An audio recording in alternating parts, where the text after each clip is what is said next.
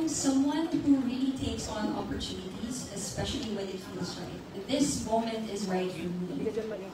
Feel ko na tamang panahon para sa akin gagawin.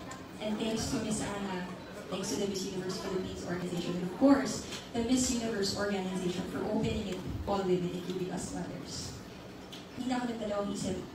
Sabi ko, yes, gawin na natin to. Dahil kailan pa ba ako magkakaroon ng ganitong klaseng opportunity ulit?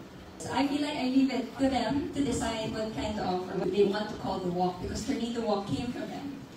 So I just have to wait and see what I'm going to do, and if I tell you, it won't be a surprise anymore.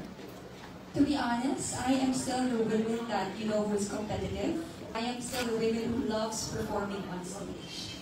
And if I tell you what's going to be the difference, syempre the seed will be out there. But here's one thing that I want to assure you.